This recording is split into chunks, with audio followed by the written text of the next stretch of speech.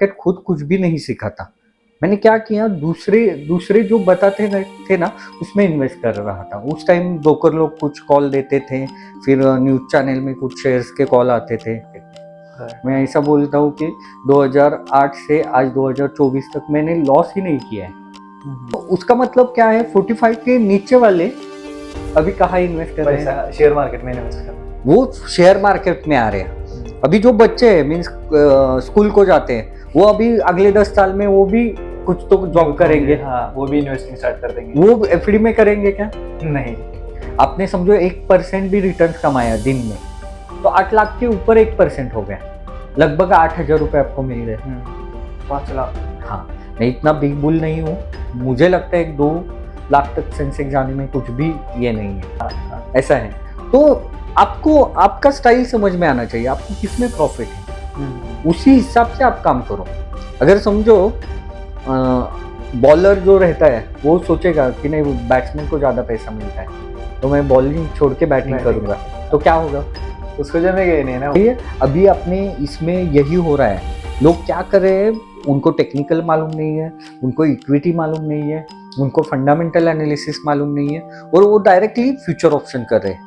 कैसे रहता है, मैं जब पहली बार 2 व्हीलर सीखा ना, मुझे ऐसे लग रहा था कि गाड़ी चलाना एकदम मुश्किल है 2 व्हीलर। और मुझे ऐसा लगता था कि रोड ऐसा पूरा ओपन रहना चाहिए, खाली मेरी ही गाड़ी उस पर जानी चाहिए। तो नमस्कार दोस्तों, स्वागत है आपका एक और नए वीडियो में। आज के वीडियो में हरिप्रिया ट्रेडिंग के ओनर और आज हम उनकी पूरी की पूरी स्टोरी जानने वाले होंगे कि उन्होंने शेयर मार्केट की ट्रेडिंग या फिर इन्वेस्टिंग कैसे स्टार्ट की थी। तो स्वागत करते हैं सर का हमारे पॉडकास्ट में। सर स्वागत है आपका। तो सर पहला क्वेश्चन ये रहेगा कि सर आपकी जो जर्नी थी पूरी शेयर मार्केट की, ये स्टार्ट कहाँ से हुई, इंस्पिरेशन कहाँ से मिली आपको? एक्चुअली जब मैं बीकॉम पास आउट हुआ उसके बाद करने का क्या ऐसा सोच रहा था, और तभी मुझे एक अपॉर्चुनिटी मिली कि शेयर मार्केट में एक जॉब है, आप कर सकते हो क्या। तो मैंने ऐसे ही किया कि जाते देखते क्या है करके वहाँ जाके देखेंगे। कुछ इरादा तो नहीं था शेयर मार्केट में जाने का, मगर जब वहाँ मैं जॉब करने लगा तो उस टाइम मुझे ध्यान में आया कि इधर बहुत पैसा मिलता है, मीन्स शेयर मार्केट में बहुत पैसा है। और फिर मैंने सोचा कि अपने घर से कुछ कैपिटल लेते हैं और इन्वेस्ट करते हैं।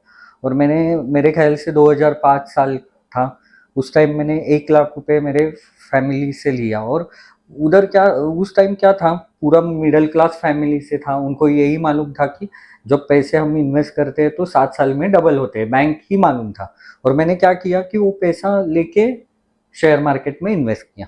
और उस टाइम बुल रन चल रहा था, मीन्स 2005 से 2007-8 तक मार्केट पूरा ऊपर जा रहा था, कुछ भी लेते थे तो बढ़ जाता था। और उसकी वजह से क्या हुआ, मेरा पैसा जो मैंने 1 लाख रुपए डाला था वो 2007 तक डबल हो गया, 2 लाख रुपए हो गया। और मैं भी खुश हो गया कि वो एक 1 लाख का कैपिटल 1-2 साल में डबल हो गया। और उस टाइम के 1 लाख बहुत ज़्यादा अमाउंट थी, 1 लाख प्रॉफिट। तो हमारे घर के मेरे पिताजी माताजी सोच रही थी कि इसको और थोड़ा सा पैसा देके और बढ़ाते हैं। और उस टाइम 2008 में मार्केट क्रैश हो गए। और उस क्रैश में एक्चुअली क्या हुआ, जो मेरे 2 लाख रुपए बन गए थे उसके हार्डली 50,000 रुपए बच गए। ओके। एकदम से मैं फ्रस्ट्रेट हो गया कि क्या करके बेटा, क्योंकि उस time 1.5 lakh loss, BCom pass out MCom को मैंने एडमिशन लिया था और 1.5 लाख रुपए लॉस।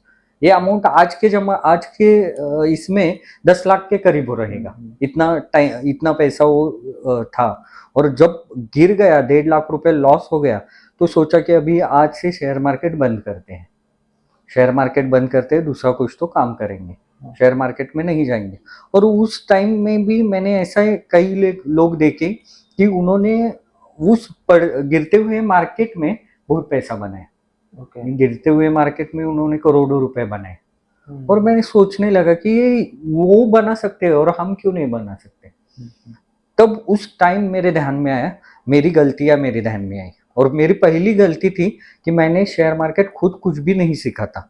मैंने क्या किया, दूसरे दूसरे जो बताते थे ना उसमें इन्वेस्ट कर रहा था। उस टाइम ब्रोकर लोग कुछ कॉल देते थे, फिर न्यूज़ चैनल में कुछ शेयर्स के कॉल आते थे, बताने के लिए कोई खड़ा नहीं था। और उस टाइम ध्यान में आया कि शेयर मार्केट में अगर अपने को पैसा बनाने का है तो खुद को सीखना चाहिए, खुद को शेयर मार्केट समझना चाहिए। और उस टाइम मैंने मेरे लाइफ में सबसे पहला कोर्स शेयर मार्केट का किया, उसका फीस उस टाइम में 40,000 रुपये था। ये किस साल में किया था कोर्स? 2008 में पहला कोर्स। हाँ।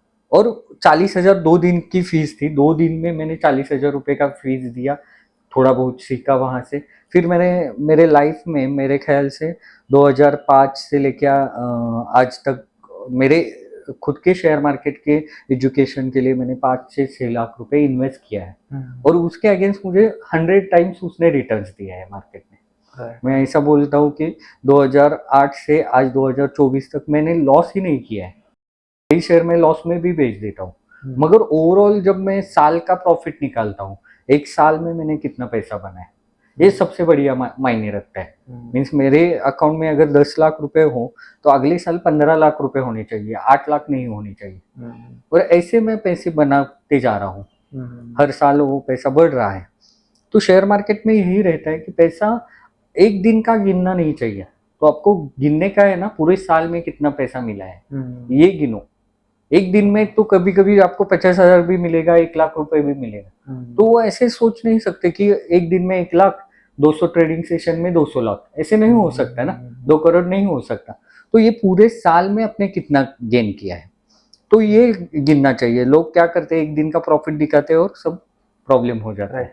जो आपने फर्स्ट जॉब की थी, जैसे आपने कहा कि वो भी शेयर मार्केट में ही थी, वो कौन सी जॉब थी? ये मोतीलाल ओसवाल करके एक ब्रोकर था, हाँ। उसके पास एक डीलर करके पोस्ट थी। हाँ। उस पोस्ट के लिए मैंने जॉब किया था। उसकी पोस्ट मतलब क्या रोल था आपका वहाँ पर? डीलर मीन्स जो ऑर्डर लेता है, सेल बाय करता है, वो काम कर रहा था। ओके ओके, मतलब वहाँ पर आपको समझ आया होगा कि शेयर मार्केट में बहुत ज्यादा पोटेंशियल है। हाँ, उसके हिसाब से ही मैंने पैसे लगाए थे ना। हाँ हाँ, ऐसा था। 2005 की बात है। 2005 की बात है। तो 2008 में जैसे आपने कहा कि कई बार क्या होता है सर कि शेयर मार्केट में अगर लॉस हो गया तो वो लोग उसके बाद में डिप्रेस हो जाते हैं, पर आपने खुद की गलती को अंदर से इंट्यूशन ली कि नहीं मैं गलत हूँ, क्योंकि मैंने सीखा नहीं है प्रॉपरली, मैंने न्यूज से इधर उधर से लिया है। पर अगर मैं प्रॉपर सीखता, क्योंकि 2008 में भी जैसे आपने कहा कि बहुत सारे लोगों ने करोड़ों में कमाए, तो उनमें और मुझ में क्या डिफरेंस है, वही मैंने सोचा। और 2008 की बात मैं बता देता हूँ, अगर 100 डीमैट अकाउंट ओपन हुए होंगे ना उस टाइम, तो 90 लोग शेयर मार्केट से भाग गए थे। फिर आज तक वो शेयर मार्केट में नहीं आए क्योंकि उस टाइम वो गिरा था, इतनी बुरी तरह गिरा था। और सब ऐसे ही थे कि किसको भी आता नहीं था शेयर मार्केट, सब ऐसे ही इन्वेस्ट करते थे। ऐसा है, किसी ने भी सीखा नहीं था, खाली कोई बोलता है ना ये शेयर लो, तो वो लेते थे और उसकी वजह से लोग लॉस में गए। ओके, तो 2008 का सर रिसेशन क्यों आया था, जरा आप ऑडियंस को बताओ। एक्चुअली उस टाइम एक अमेरिका में लेमन ब्रदर करके एक बड़ी कंपनी थी, उसमें क्राइसिस आए। वो फाइनेंशियल इंस्टीट्यूशन थी, तो वो लोन्स के अगेंस्ट लोन्स ऐसे प्रोवाइड करते थे। और एक एक मीन्स एक एक बंदे को समझो 5 लाख का प्रॉपर्टी है तो 50 लाख का उसको लोन दिया था। तो बैंक उसमें डूब गई, अमेरिका के बहुत बड़ी बड़ी बैंक उसमें आ गई और अमेरिका रिसेशन में गया। उसका इफेक्ट पूरे वर्ल्ड में आया, मीन्स इंडिया में आया, सब जगह आया। और उसकी वजह से पूरा इकोनॉमी खराब होने के बाद शेयर मार्केट भी नीचे आया उसकी वजह से। ओके ओके, और रिसेशन कौन कौन सी वजह से आ सकता है? रिसेशन तो पहले तो आपका जो ग्रोथ, अभी क्या है इंडिया में आप देख रहे हैं कि बुल रन चल रहा है, मार्केट ऊपर जा रहा है, तो सब एक्सपेक्ट क्या कर रहे हैं कि ग्रोथ आने वाला है, हर कंपनी प्रॉफिट बनाने वाली है, हर कंपनी के प्रॉफिट में ज्यादा से ज्यादा ग्रोथ आ सकती है। और ऐसा बोला जाता है कि इंडिया अगले 10 साल में टॉप 3 इकोनॉमी में जाएगा। और अगर टॉप 3 इकोनॉमी में जाएगा तो इंडिया की कंपनियां बढ़ेंगी ना। हाँ जरूर। हाँ, जो बड़ी बड़ी कंपनी है वो यहाँ से भी 10 गुना बढ़ सकती हैं। तो इसके हिसाब से अभी अपने इंडियन शेयर मार्केट में अभी ग्रोथ है। जीडीपी अपना अभी भी 7 से ऊपर है या 7 हमने मेंटेन किया है, तो उसके वजह से अपना मार्केट भी अब तक अभी तेजी में है। ऐसे एक और बात ये थी कि 2008 में आपको बहुत बड़ा सेटबैक मिला था। सही है। वहां पर आपने एक बाउंस बैक किया। सही है। तो वहां से लेकर के अभी तक आपका सीएजीआर हम गए थे एनुअल का एक परसेंटेज, क्या ग्रोथ रही है आपकी? 30-40 के लगभग रहेगी। 30-40%। हाँ, जो कि बैंक्स हमें सिर्फ ईयरली 6 to 7%। एक्चुअली यही है, शेयर मार्केट में आप 30-40 एक्सपेक्ट कर सकते हैं, आपको मिल सकता है उतना। ओके। मगर प्रॉब्लम क्या है हमारे यूथ में अभी क्या है, एक साल में डबल होना चाहिए, ये सोच के शेयर मार्केट में आते हैं और फिर लॉस करते हैं। हाँ, ऐसा हो सकता है, अभी 2020-21 में ऑलमोस्ट डबल हो गए मेरे पैसे, हाँ, क्योंकि वो पूरा तेजी था मार्केट में। ओके। अगर समझो आज सोचेंगे 24 में ये नहीं होगा, क्योंकि मार्केट ऑलरेडी इतना बढ़ गया है कि यहाँ से और कितना बढ़ेगा। मीन्स अगर एक बच्चा 98% मार्क लाता है तो उसको 2% ही बढ़ाने का चांस है। हाँ, वो 110 तो नहीं लाएगा ना। वैसे ही लिमिट जब 2020 में मार्केट गिरा था तो उस टाइम मार्केट 30% पे था, तो वहां से बढ़ने में चांस मार्केट को बहुत था। अभी क्या है, मार्केट 90% पे आ गया है, ओके। तो यहाँ से 10-15% बढ़ सकता है। तो यहाँ आप कितना रिटर्न्स ये करेंगे, एक्सपेक्ट करेंगे? हाँ, आप उतना रिटर्न्स नहीं ले सकते ना अभी इस मार्केट के माहौल में, हाँ, ऐसा है। मगर अगर एवरेज CAGR निकालेंगे तो 30-40 के लगभग रहेगा। अभी ये बीते हुए 15 साल में आपने लिया है, हाँ, उससे ज्यादा ही रहेगा 40% से। क्योंकि ईयरली अगर हम निकाले तो एक और बात ऐसी थी कि 2008 में जो ग्रोथ थी और अभी जो ग्रोथ है उसमें आपको क्या डिफरेंस नजर आता है क्या? अभी एजुकेटेड ट्रेडर ज्यादा है, मीन्स कॉमन इन्वेस्टर्स जो हम बोलते हैं कि छोटे इन्वेस्टर, रिटेल इन्वेस्टर, हमारे जैसे छोटे छोटे, वो अभी सीख रहे हैं। 2008 में कोई भी सीखता नहीं था, वो खाली इन्वेस्ट करता था। अभी क्या है, सब सीख रहे हैं, सबको आ रहा है। मीन्स टेक्निकल एनालिसिस क्या है, फंडामेंटल क्या है, ये सबको मालूम है। दूसरा एक है अवेयरनेस ज्यादा है। थर्ड थिंग, अपने को अगर सीखने क्या है तो ऑनलाइन भी बहुत प्लेटफॉर्म है, यूट्यूब है, वहां भी थोड़ा बहुत ज्यादा हाँ इंफॉर्मेशन मिलती है, तो लोग सीख रहे हैं। तो उसकी वजह से क्या है, वो जो 2008 में जो हुआ था वो अभी नहीं हो सकता। इसका मतलब ऐसा नहीं गिरेगा नहीं, मगर इतने लोग फ्रस्ट्रेट नहीं होंगे। राइट, अवेयरनेस ज्यादा है, ऐसा है। उस वक्त जिन लोगों को ज्यादा मतलब नंबर ऑफ पीपल का जो लॉस हुआ था वो अभी नंबर ऑफ पीपल का नहीं होगा, अभी अवेयरनेस ज्यादा है। हाँ, अवेयरनेस ज्यादा है, हाँ। लॉस तो होगा, हाँ। मगर वो भागेंगे नहीं। अभी क्या है, लोगों के दिमाग में आ गया है कि मार्केट वो नीचे गिरता है फिर उठता है। कोविड में देखा हमने कि नीचे आया मार्केट, पूरा इकोनॉमी खराब हो गया था, मगर मार्केट ऊपर आ गई है ना उसके बाद। तो ये सबको मालूम है, अभी ये नीचे आएगा ना तो लोग पैसे लेके बैठे हैं, हम बाइंग करेंगे अभी, ऐसा है। तो उसकी वजह से वो 2008 और आज में बहुत फर्क है। सर, जैसे मोदी जी ने भी क्लेम किया था कि अभी हमारे जो नंबर पोजीशन है फाइनेंशियल पावर में वो 5th नंबर पे है। सही तो बहुत ही जल्द हम 3rd नंबर पे जाने वाले।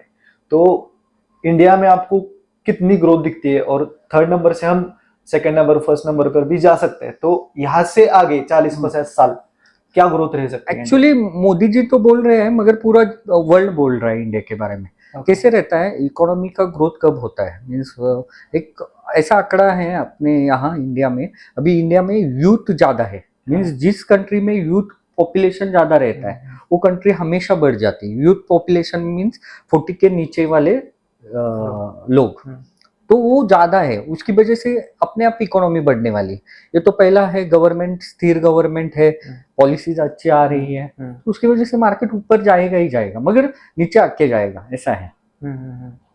बीच में मार्केट नीचे आएगा, कुछ भी इशू होता है तो मार्केट सेंसिटिव है। शेयर मार्केट पूरा सेंसिटिव रहता है, थोड़ा बहुत भी कुछ होता है ना तो मार्केट नीचे आता है।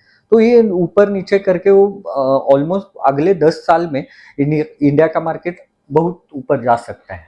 ओके, और ये 40 से नीचे अगर उम्र हो तो कैसे ग्रोथ हो सकती है, क्या कैसा होता है, 40 के नीचे वाले जो यूथ रहते हैं वो काम ज्यादा करते हैं ना। हाँ, तो अपने आप वो जीडीपी में काउंट होता है, ओके, इंडिया की ग्रोथ में वो काउंट होता है, और अपने आप ऊपर जाता है। जो अभी देखो, जहाँ रिटायर पर्सन ज्यादा है, जहाँ अभी तो आप जापान में देखेंगे तो वहाँ पॉपुलेशन है मगर वो ओल्ड एज पर्सन का ज्यादा है। राइट। तो उनका ग्रोथ माइंडसेट खत्म हो गया होता है।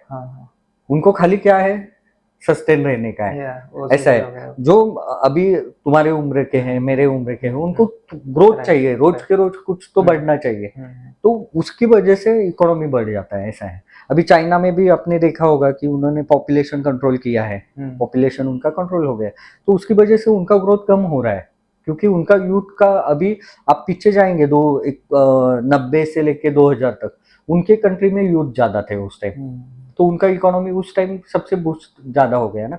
मीन्स उन्होंने तो मेरे ख्याल से 9% के ऊपर जीडीपी लेके गए थे। राइट। हाँ, तो अभी उनका पॉपुलेशन जैसे ये हो रहा है तो इतना ग्रोथ नहीं आ रहा है वहां से। अभी अपना कंट्री ही सबको लग रहा है कि ये कंट्री ऊपर जा सकता है।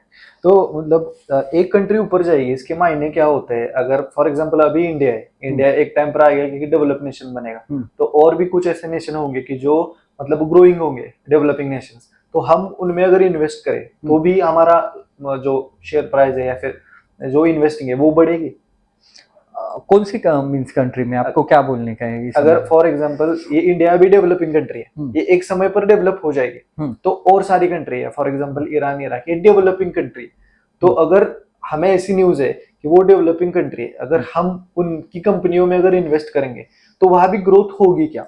एक्चुअली कैसा है, रिटेल जो क्लाइंट है, रिटेल इन्वेस्टर है, उनको इतना समझ में नहीं आता है कि कौन से कंट्री में ग्रोथ होने वाली है, क्या है। और अभी आपको एक ट्रेंड भी दिख रहा होगा कि फॉरेक्स में लोग इन्वेस्ट कर रहे हैं। वो ट्रेंड आपने देखा होगा कि फॉरेक्स में लोग जा रहे हैं, लोगों को क्या लगता है वर्ल्ड वाइड मार्केट है और वहां जाके वो लोग इन्वेस्ट कर रहे हैं। अगर आप सोचेंगे नहीं, वो फॉरेक्स में इतने लोग लॉस में है क्योंकि क्या उसका प्रॉब्लम क्या है, लोगों को कुछ समझ में ही नहीं आता है वो, और कैसे भी पैसे इन्वेस्ट करते हैं और लॉस में जाते हैं। फॉरेक्स मार्केट बड़ा है, वो तो मैं उस पे क्लेम नहीं कर रहा हूँ, मगर उसमें लॉस का प्रमाण भी ज्यादा है। और मुझे ऐसा लगता है मीन्स अगर आपके घर में अच्छा खाना मिल रहा है तो बाहर जाके क्यों खाने का? जरूर है। Right right. एक्चुअली इंडिया का अभी भी ग्रोथ पोटेंशियल बहुत है। इंडिया क्यों बढ़ने वाला है, इंडियन शेयर मार्केट क्यों बढ़ने वाला है? आपको क्या लगता है शेयर मार्केट क्यों बढ़ता है? Demand supply. 2020 से 2024 में क्या फर्क हो गया? डिमांड बढ़ गया, पैसे ज्यादा से ज्यादा मार्केट में आ गए। वो तो आपको समझ में आता है कि पैसा बहुत लोगों ने इन्वेस्ट किया है। रिटेल आप देख रहे होंगे कि कोई भी डीमैट अकाउंट ओपन करता है, कोई भी इन्वेस्ट कर सकता है, इजी हो गया है डीमैट अकाउंट। सही है। अभी आपको मैं थोड़ा सा आंकड़ेवारी बताता हूँ। 2020 के पहले इंडिया में 4% लोगों का डीमैट अकाउंट था। ओके। 4%। मेरे ख्याल से 2023 में वो 8% पे गया, 7-8% पे 2023 में। हाँ, अभी 11% पे है। आप ग्राफ भी देखेंगे और निफ्टी का ग्राफ भी देखेंगे तो आपको दिखेगा कि रिटेल का पार्टिसिपेंट होने के बाद मार्केट कितना ऊपर आया है। जितना मार्केट में पैसा आएगा ना उतना मार्केट ऊपर जाएगा। अभी मैं ऐसा बोल रहा हूँ कि आप भी बोले कि हम टॉप 3 इकोनॉमी में जाएंगे, अभी टॉप 1 में यूएसए है, आपको भी मालूम है। तो यूएसए हमारे से आगे 5-10 साल है, हम उस पोजीशन तक जाएंगे। मगर आप एक सोचो कि यूएसए में 50% लोगों का डीमैट अकाउंट, 50% लोग शेयर मार्केट में इन्वेस्ट करते हैं, मालूम है आपको? हमारे यहाँ कितना है अभी? 11%। तो ये खाली 4% बढ़ गया, 4-5% बढ़ गया तो अपना इंडेक्स 3 टाइम बढ़ गया। जो 9,000 निफ्टी था अभी वो 26,000 हो गया। राइट। कितना परसेंट? खाली 5% बढ़ गया। 10 साल के बाद मेरे इंडिया में भी 50% यूथ शेयर मार्केट में जाएगा। अभी मैंने ऐसे आंकड़ेवारी निकाली थी बैंक से कि बैंक मैनेजर से मैंने पूछा कि आपके यहाँ एफडी कितने साल के बाद के लोग करते हैं, मीन्स कितने एज वाले लोग एफडी करते हैं? तो वो बोले कि 45% के आगे वाले हमारे यहाँ एफडी करते हैं। तो उसका मतलब क्या है? 45 के नीचे वाले अभी कहाँ इन्वेस्ट कर रहे हैं? शेयर मार्केट में इन्वेस्ट कर रहे हैं। वो शेयर मार्केट में आ रहे हैं। अभी जो बच्चे हैं मीन्स स्कूल को जाते हैं, वो अभी अगले 10 साल में वो भी कुछ तो जॉब करेंगे। हाँ, वो भी इन्वेस्टिंग स्टार्ट कर देंगे। वो एफडी में करेंगे क्या? नहीं। का 2.5% एवरेज इंटरेस्ट बैंक का। हाँ, एफडी करेंगे ना 2.5% मिलता है। जापान में मालूम है एफडी करेंगे ना 0.5% आपका कट होता है। अपने को अगर डेवलप होने का है तो अपने को इंटरेस्ट रेट और डिक्रीज करना पड़ेगा, और जैसे इंटरेस्ट रेट डिक्रीज होगा अपने आप लोग शेयर मार्केट अभी क्या सोच रहे हैं कि यूथ क्या सोच रहे हैं, 6% बैंक को देने से अच्छा है मैं ये पैसा थोड़ा सा रिस्क लेके शेयर मार्केट में डाल देता हूँ। हाँ। और समझो 10 साल के बाद ये अगर आप इंटरेस्ट रेट का भी देखेंगे, हर 10 साल के बाद 3% से नीचे इंटरेस्ट रेट आ गया है। हर 10 साल के बाद अगर 3% नीचे नीचे आ जाएगा ये, अगर अभी 6% है, अगले 10 साल के बाद 3% पे आया 3% आएगा, और 3% आएगा तो मुझे नहीं लगता है कि कोई कोई बैंक में इन्वेस्ट एफडी करेगा, राइट। और वो पैसा सब शेयर मार्केट में आएगा। अगर पैसा आएगा तो शेयर बढ़ेंगे ही बढ़ेंगे, क्योंकि डिमांड आएगा तो अपने मार्केट ऊपर जाता है, और डिमांड और सप्लाई का ही ये शेयर मार्केट है। ये कौन कंट्रोल करता है कि इंटरेस्ट रेट हम कम करने हैं? गवर्नमेंट, आरबीआई कंट्रोल करता है। ओके और इंटरेस्ट रेट, हाँ, ये गवर्नमेंट का एक ऐसा टूल है, अगर इन्फ्लेशन बढ़ जाता है तो इंटरेस्ट रेट बढ़ाते हो, और जैसे ही इन्फ्लेशन कम होने लगता है तो इंटरेस्ट रेट घटाते हैं। ये टूल है उनके पास कि इन्फ्लेशन मीन्स महंगाई जब बढ़ जाती है तो गवर्नमेंट पहले इंटरेस्ट रेट बढ़ा देती है, जिसकी वजह से लोग बैंक में पैसा डाले, खर्चा मत करे। और दूसरा क्या है, जो कंपनीज वगैरह वो लोन लेके बिजनेस बढ़ाती है वो थोड़ा रुक जाती है, तो थोड़ा सब इकोनॉमी को ये होता है, और अपने डिमांड जैसे नीचे नीचे आता है, रेट नीचे ही आ जाते हैं। डिमांड है इसके लिए रेट है, अगर डिमांड नहीं है तो कोई पूछेगा ही नहीं ना रेट को। राइट। ये भी कंसेप्ट बहुत अच्छी सीखने वाली है कि बैंक के इंटरेस्ट जैसे जैसे कम होंगे तो बहुत ज्यादा फ्लो, जो कैश फ्लो होगा वो कहाँ पर आएगा? शेयर मार्केट में, और वहां पर ग्रोथ आपको ज्यादा देखने को मिलेगी। और अभी यहाँ पर 11% की डीमैट अकाउंट की ओपनिंग है 2023-24 में, तो यहाँ से आगे तो बहुत ग्रोथ है शेयर मार्केट में। आप इन्वेस्ट कर सकते हो, शेयर मार्केट हो गया या फिर म्यूचुअल फंड हो गया। तो सर एक बिगिनर है तो वो उसकी ट्रेडिंग जर्नी या फिर वो उसकी इन्वेस्ट प्रॉपरली कैसे कर सकता है, ट्रेड प्रॉपरली कैसे कर सकता है? पहले तो क्या है मालूम है क्या, पहले तो आपको शेयर मार्केट सीखना चाहिए। डायरेक्टली आप इन्वेस्टर मत बनो, पहले आप सीखो। प्रॉब्लम यही है इंडिया में, सीखने को कोई तैयार नहीं है। सबको इन्वेस्ट करने का है, पैसा कमाने का है, मगर सीखते नहीं है। अगर समझो, आप ही सोचो, अगर एक डॉक्टर है वो कुछ भी सीखा नहीं है और वो अगर दवाखाना डाल देता है, क्या होगा पेशेंट का? वो ऊपर जाएगा। हाँ, पेशेंट ऊपर जाएगा। वैसे ही होता है अपना पोर्टफोलियो, हम कुछ सीखते नहीं, डायरेक्ट इन्वेस्ट करते हैं, किसी का सुन के, किसी का ये करके मार्केट में पैसा लगाते हैं और डूब जाते हैं, और फिर बाद में हम किसको गाली देते हैं कि शेयर मार्केट अच्छा नहीं है। एक्चुअली जो भी पहले डीमैट अकाउंट खोलेगा उससे पहले उसको शेयर मार्केट के technical analysis, fundamental analysis, buyer seller behaviour से सब पता होना चाहिए, उसके बाद ही वो इन्वेस्ट कर सकता है। विदाउट नॉलेज आप शेयर मार्केट में मत आओ। आपको अगर विदाउट नॉलेज इन्वेस्ट करना है तो म्यूचुअल फंड सबसे बढ़िया चीज है, वहां जाके आप इन्वेस्ट करो। अगर यहाँ पैसा बनाने का है तो नॉलेज लेना कंपलसरी है। जो भी न्यू स्टार्ट कर रहा है, नया स्टार्ट कर रहा है, उसको नॉलेज लेना कंपलसरी है। अगर वो नॉलेज नहीं लगेगा, मैं ऐसा बोलता हूँ कि विदाउट नॉलेज आप परफेक्ट लॉस करेंगे, पूरा लॉस करेंगे। आज तक मेरे जर्नी में, मैंने 2005 से लेके आज 2024 है, 19 साल का जर्नी है, मैंने एक भी ऐसा बंदा नहीं देखा है कि जिसने शेयर मार्केट नहीं सीखा है और वो पैसा कमा रहा है। मगर ऐसे कितने बहुत से बंदे देखे हैं कि जो सीख के शेयर मार्केट में आए और वो अच्छा पैसा कमाते। सीख के शेयर मार्केट में आते हो, समझो पहले 2-3 महीने नहीं मिलते उनको पैसा, मगर जैसे जैसे उनका एक्सपीरियंस बढ़ता है अपने आप वो पैसा कमाते, ऐसा है। तो सीख के आना चाहिए। तो बहुत सारे सर लोग बोलते हैं कि नहीं यार, ये ट्रेडिंग शेयर मार्केट या तो जुआ है, यहाँ पर जिसने भी पैसा लगाया पैसा डूब जाता है, नहीं हम तो यहाँ पर पैसे नहीं लगाएंगे, बैंक में लगाएंगे, बहुत सारी चीजें ये गांव में ऐसी बातें होती है। तो इस पर आप क्या कहना चाहेंगे? शेयर मार्केट जुआ है? एक्चुअली जो जुआरी है उसको जुआ ही लगेगा। एक्चुअली क्या है, शेयर मार्केट किसके लिए जुआ है? जैसा होता है उसको वैसा ही लगता है। जो बिना सीख के आएगा तो उसको जुआ ही लगेगा। जो सीख के आएगा उसको वो समझ में आता है ना। समझो अगर हम साइंस के कुछ एक्सपेरिमेंट करते थे पहले स्कूल में, तो 1-2 केमिकल मिक्स करने के बाद वो कलर अलग आता था, तो उस टाइम हमें वो लगता था ये सर कैसे बना रहे हैं, ये तो जादू है, कुछ तो अलग कर रहे हैं ना।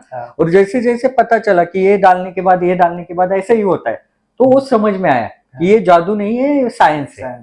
वैसे ही शेयर मार्केट जब सीखेंगे ना, सीखने से पहले लगता है ये जुआ है, मगर जैसे सीखेंगे ना तो लगता है कि ये साइंस है। राइट, ऐसा है, एक साइंस है, वो एक आर्ट भी है। तो एक और क्वेश्चन है कि सर अभी जो यूथ है, यंगस्टर्स है, वो बहुत ज्यादा ट्रेडिंग करते हैं, तो उनको ट्रेडिंग करनी चाहिए, इंट्राडे करना चाहिए, या फिर लॉन्ग टर्म इन्वेस्टिंग की तरफ देखना चाहिए? और आप अभी क्या करते हैं, आपके ओपिनियंस क्या है? एक्चुअली ट्रेडिंग स्टाइल करके रहता है, हर एक का ट्रेडिंग स्टाइल अलग रहेगा।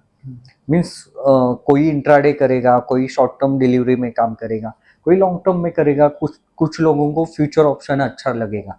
तो ये ट्रेडिंग स्टाइल अपने को अगर अपने में डेवलप करने का है, अपने को कौन सा स्टाइल अच्छा रहेगा, तो ये पहले अपने को सोचना पड़ेगा। जैसे कि हम क्रिकेट पहले देखते थे, सही है, तो क्रिकेट में हमें मालूम है सचिन तेंदुलकर आपको मालूम है, वीवीएस लक्ष्मण मालूम है, द्रविड़ मालूम है, गांगुली मालूम है, मालूम। सब बैट्समैन है, हाँ बैट्समैन। सबके स्टाइल अलग है खेलने के। हाँ। मैंने एक मैच देखा था, राहुल द्रविड़ पूरा 92 बॉल खेल के 1 रन बनाया था, मगर वर्ल्ड के किसी भी बॉलर को आप पूछो, सबसे राहुल द्रविड़ की विकेट लेना सबसे डिफिकल्ट था। तो उसको द वॉल बोलते थे। तो उसका स्टाइल ही अलग था वो। मगर सचिन तेंदुलकर हम देखेंगे तो 2020 में वो उसको कोई हरा नहीं सकता था। अभी आप सॉरी 2020 नहीं, वनडे में अगर आप आज देखेंगे रोहित शर्मा, विराट कोहली, ये 2020 में बढ़िया है। तो हर एक का स्टाइल अलग है। वैसे ही शेयर मार्केट में जब आप काम कर रहे होगे ना, तो उस टाइम आप सोचो कि आपको किस में ज्यादा प्रॉफिट हो रहा है। आपको इंट्राडे में पैसा मिल रहा है, आपको शॉर्ट टर्म में मिल रहा है, आपको लॉन्ग टर्म में मिल रहा है, या आपको फ्यूचर्स ऑप्शन में मिल रहा है। अगर आपको समझ में आएगा कि मुझे इंट्राडे में नहीं मिलता है पैसा, मुझे डिलीवरी में अच्छा पैसा मिलता है, तो आप डिलीवरी काम करो, आप इंट्राडे के पीछे मत भागो। दूसरा एक चीज है, अगर आपके पास कितना टाइम है ये भी सोचो। ऐसे नहीं है मेरे पास टाइम नहीं है मगर मुझे इंट्राडे करने का है। जिसको इंट्राडे करने का है उसको पूरा दिन स्क्रीन के सामने बैठना ही 9 से 3:30 बजे। हाँ, स्क्रीन के सामने बैठना पड़ेगा। रोज के रोज मार्केट का स्टडी करना पड़ेगा, रोज के रोज कॉल निकालने पड़ेंगे, रोज के रोज ट्रेडिंग प्लान बनाने पड़ेंगे। आपको अगर इंट्राडे करने का है तो आपको टेक्निकल एनालिसिस आना ही चाहिए, तो ही आप इंट्राडे कर सकते हो। आपको स्क्रीन के सामने 9 बजे से 3:30 बजे तक बैठना ही चाहिए, दूसरा कुछ भी काम नहीं करना चाहिए। सर इंट्राडे और डिलीवरी में क्या डिफरेंस है और टेक्निकल एनालिसिस क्या होता है? अभी इंट्राडे और डिलीवरी में फर्क क्या है? इंट्राडे मीन्स क्या, आज के आज मैं सौदा लेता हूँ, आज के आज बेच देता हूँ, मुझे आज के आज सौदे में प्रॉफिट जो मिलेगा वो मेरा प्रॉफिट रहेगा। इसके अगेंस्ट मुझे क्या रहता है इंट्राडे में बेनिफिट, लोग क्या क्यों ज्यादा आते हैं? तो अगर समझो आपके पास 1 लाख रुपए है, तो आप 1 लाख के अगेंस्ट 4 लाख का माल परचेस कर सकते हो और 4 लाख का माल बेच सकते हो। मीन्स आपका सौदा 8 लाख का हो गया। आपने समझो 1% भी रिटर्न कमाया दिन में, तो 8 लाख के ऊपर 1% हो गया, लगभग 8,000 रुपए आपको मिल गए। रुपए के स्टॉक बाय करते हैं और एक दिन के बाद, 4 दिन, 5 दिन, 10 दिन के बाद, 1 महीने के बाद, अगर 1 साल भी पीरियड हमें चाहिए उतने, उसके बाद हम बेचते हैं, तो उसको डिलीवरी सौदा बोलते हैं। तो कैसे रहता है, वो हमारे डीमैट में शेयर आते हैं, उसकी ओनरशिप अपनी रहती है, आपको जब चाहिए वो आप बेच दो और प्रॉफिट कमाओ। ओके। तो जो बड़े ट्रेडर्स अभी थे, राकेश झुनझुनवाला होंगे या फिर हर्षद मेहता होंगे, तो इन्होंने इतना बड़ा पोर्टफोलियो तैयार किया, तो वो इंट्राडे पर था या फिर हमारे डिलीवरी पर था? एक्चुअली उनका ज्यादा प्रॉफिट तो डिलीवरी पे ही था।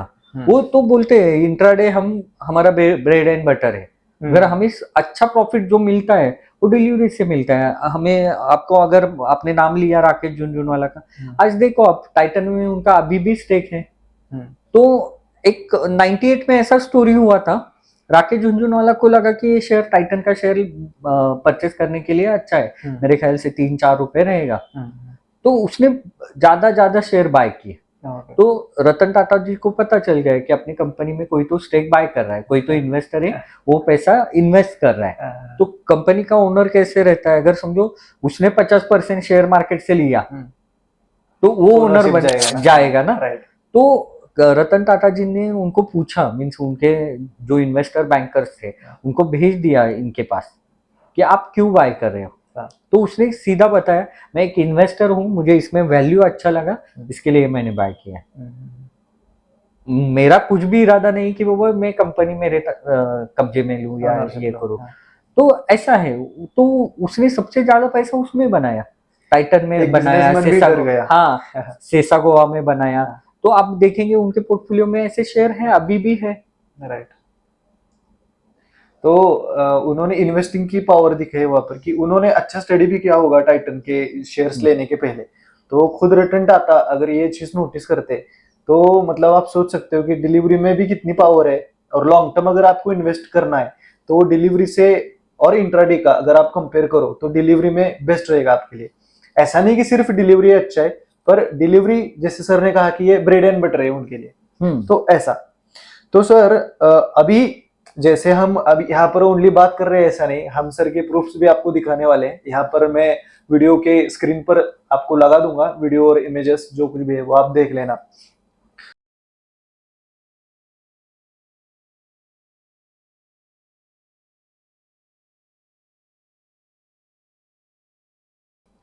तो ऐसा हम यहाँ पर सिर्फ बात कर रहे हैं ऐसा नहीं, तो प्रूफ के सहित पूरा का पूरा इनका हिस्ट्री स्टोरी हम आपको यहाँ पर बताने वाले। सो स्टे ट्यून्ड और सर के लिए एक लाइक जरूर कर देना इस वीडियो को। सो सर नेक्स्ट क्वेश्चन है आपके लिए कि फ्यूचर शेयर मार्केट का या फिर ट्रेडिंग का क्या हो सकता है?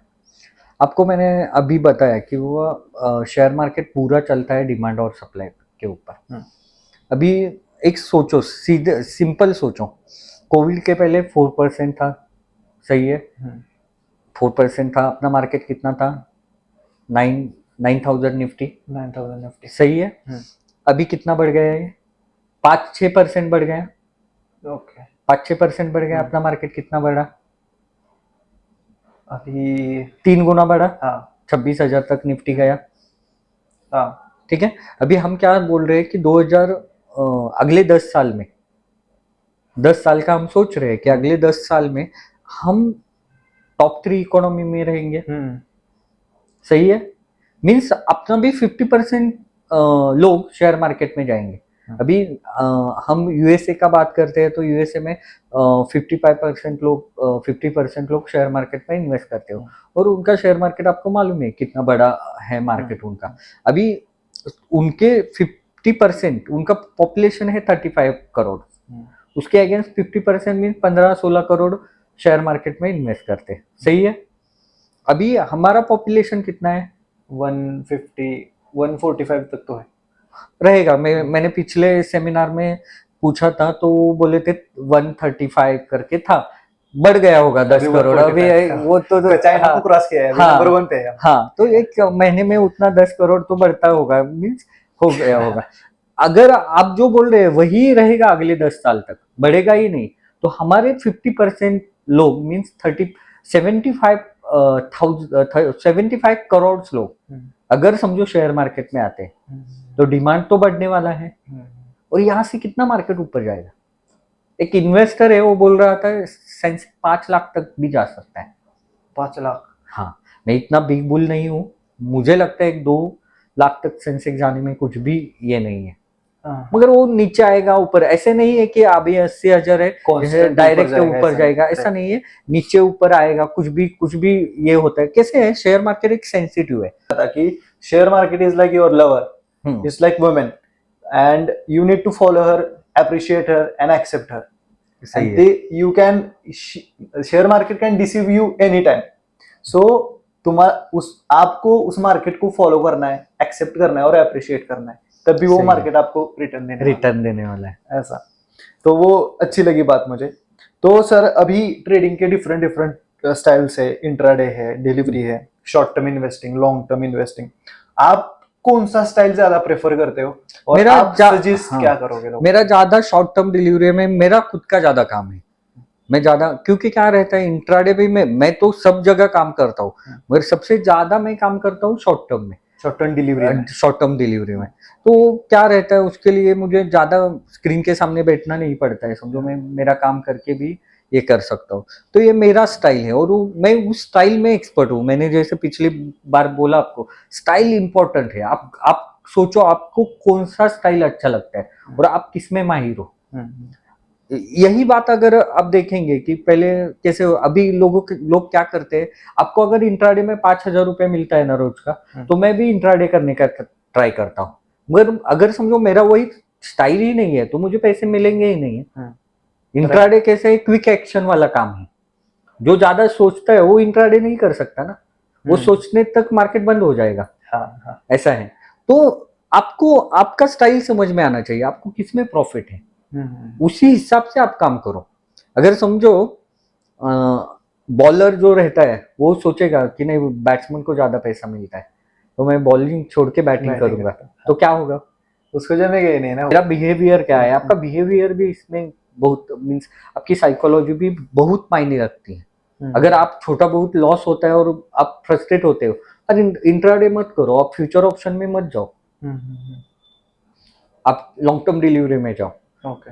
अगर आप लॉस ले सकते हो तो ही आप इंट्राडे करो ना, क्योंकि क्या है इंट्राडे में लॉस भी होगा ना, रोज के रोज तो आप बरोबर नहीं होंगे ना। राइट। तो सर फ्यूचर एंड ऑप्शन क्या होता है? फ्यूचर एंड ऑप्शन इसको हम डेरिवेटिव्स बोलते हैं, मराठी या हिंदी में वायदे बाजार उसको बोलते हैं। तो ये कॉन्ट्रैक्ट रहता है, बायर और सेलर में कॉन्ट्रैक्ट रहता है, और वो उसके हिसाब से वो बहुत बड़ा कंसेप्ट है, मगर उसमें कॉन्ट्रैक्टिंग रहता है, लॉट में काम होता है और ट्रेडिंग होता है, ऐसा है। और अभी आप देखेंगे तो जो भी नए डीमैट खुल रहे हैं उसमें 60% मीन्स यूथ में ज्यादा, जो यूथ है 35 के बिलो लोग हैं, वो यूथ फ्यूचर ऑप्शन में डायरेक्ट जा रहे हैं। हाँ, डायरेक्ट जा रहे हैं और लॉस कर रहे हैं। अभी आपने सेबी का रिपोर्ट भी देखा होगा, तो 90% लोग लॉस में हैं। और ये नए लोग हैं, नए मीन्स जो जिनको शेयर मार्केट मालूम नहीं है, वो डायरेक्ट फ्यूचर ऑप्शन ट्रेड करते हैं और वो लॉस में जाते हैं। अभी क्या है, समझो फ्यूचर ऑप्शन को मैं कैसे बोलता हूँ, समझो आप स्कूल में जाते हो, पहले कैसे रहता है, फर्स्ट स्टैंडर्ड में, हाँ जूनियर केजी, फर्स्ट स्टैंडर्ड, फिर 10th, फिर आप 12वीं करते हो और उसके बाद आप इंजीनियरिंग को एडमिशन लेते हो। राइट। सही है। मीन्स उसके बाद आपका 19 साल का आपका एज रहता है, तभी आप मेडिकल या इंजीनियरिंग को जाते हो। राइट। ऐसा कभी हो सकता है कि आप पहले कुछ भी नहीं सीखे और आप 19 साल के होने के बाद डायरेक्ट इंजीनियरिंग कॉलेज में जाएंगे और मुझे एडमिशन दो, मेरा एज हो गया है, मिलेगा आपको एडमिशन? नहीं। और जाएंगे, मिलेगा तो क्या होगा, कुछ भी समझ में नहीं आएगा। राइट। सही है। अभी अपने इसमें यही हो रहा है, लोग क्या कर रहे हैं, उनको टेक्निकल मालूम नहीं है, उनको इक्विटी मालूम नहीं है, उनको फंडामेंटल एनालिसिस मालूम नहीं है, और वो डायरेक्टली फ्यूचर ऑप्शन कर रहे हैं। तो अभी आप डायरेक्टली शेयर मार्केट में आते हो और पहले दिन ही आपको प्रॉफिट चाहिए, तो ऐसा तो नहीं होगा ना, 5-6 महीने दो या फिर 1 साल दो सिर्फ स्टडी करने के लिए, एक कौन सा स्टॉक ऊपर जाता है, कौन सा नीचे आता है। तो स्टडी भी बहुत इंपॉर्टेंट है, और स्टडी के बाद में ही, जैसे आपने सर का एग्जांपल भी लिया, 2008 के बाद में सर ने खुद स्टडी किया, क्लासेस लिए, 4.45 लाख खुद पर इन्वेस्ट किए, और उसके बाद में आज जो सर का पोर्टफोलियो है वो उसी चीज के कारण है कि सेल्फ इंप्रूवमेंट, सेल्फ इन्वेस्टिंग किया है सर ने। तो सर स्टडी होना कितना इंपॉर्टेंट है? सबसे बढ़िया तो वही है। अगर स्टडी नहीं होगा तो आप कुछ भी नहीं करेंगे। मैं आपको एग्जांपल बोल देता हूँ। हम सबसे बड़े इन्वेस्टर वॉरेन बफेट का नाम सब लेते हैं, सही है।